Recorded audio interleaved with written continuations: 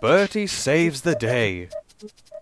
We're booked to go on an excursion tomorrow, Bertie's driver told him as he put him in the garage one night. Bertie was excited. He liked running excursions. Usually he was kept busy running passengers to the railway stations for Thomas and the other engines. An excursion run would make a nice change. Are they going to the seaside? No, said his driver. It's a naturalist society.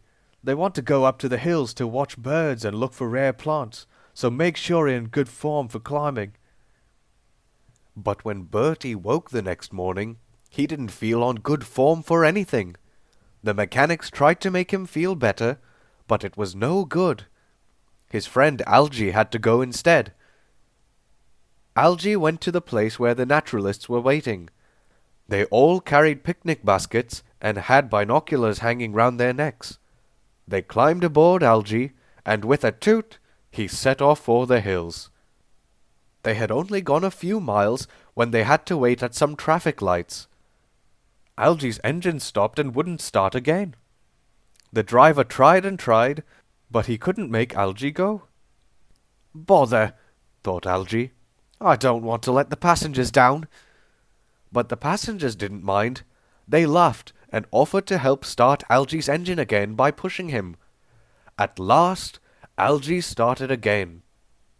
They drove on carefully, the driver never letting Algy's engine run slowly, and at last they reached their final destination. The naturalists all got out and went for a walk whilst Algy's driver tried to fix him. But when the naturalists returned an hour later, Algy's driver had bad news. I'm sorry to spoil your day, but I haven't managed to mend Algy yet.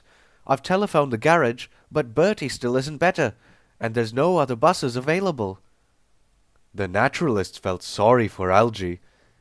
Why don't you have your picnic now? The driver suggested. If I haven't made Algy start by the time you're finished, we'll get you home some other way. So the naturalists had their picnic, but it was no use. Poor Algy felt sad. I'm very sorry about this, he told the naturalists solemnly.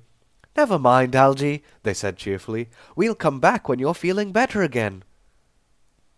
Algy's driver went to the telephone, but while he was gone, Algy and the naturalists heard a faint toot-toot in the distance. Algy grinned with delight. I know that toot. That's Bertie, that is.